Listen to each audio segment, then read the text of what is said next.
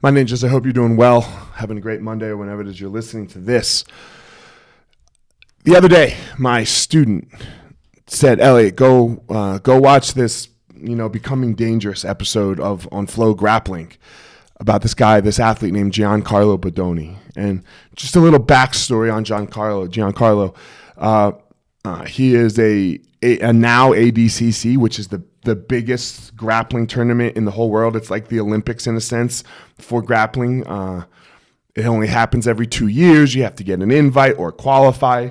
So he won that in 2022, the last year. So, and leading up to that tournament, or the qualifier for that tournament, he had lost his previous 7 matches. And then he switched teams and he found John Donahar, who is, obviously the best coach around right now. And he just went on this tear, and he became dangerous. So anyway, John is talking about this social experiment that a social scientist did. And they put this man on a stage in front of a big state college classroom. And they had all the students come in, and they said, this man is just a normal professor who works at the state college, and this is who he is. And they said, guess his height. And everyone guessed 5. The average was 5'10".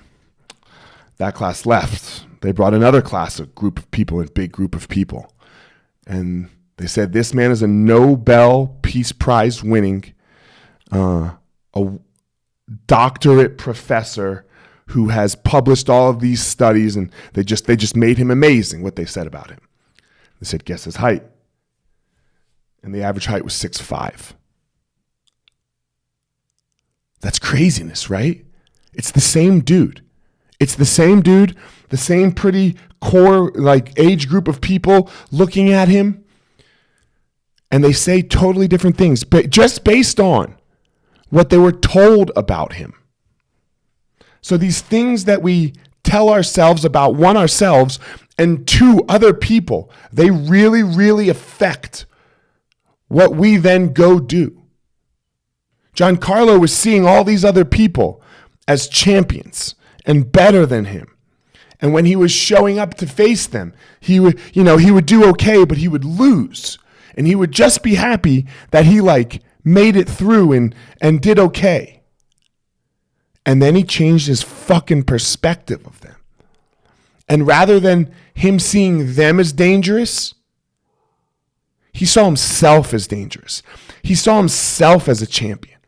And that belief, that switch of perspective of how he was viewing himself versus how he was viewing them, and skill set addition, both. But still, he had to change the view of himself. That's what allowed him to be a champion. That's what allowed him to go out there and make these big leaps. So that why? He could do exactly what I'm asking all of you to do every fucking week. Discover your passion, find your power, and go give your purpose to the world, my ninjas.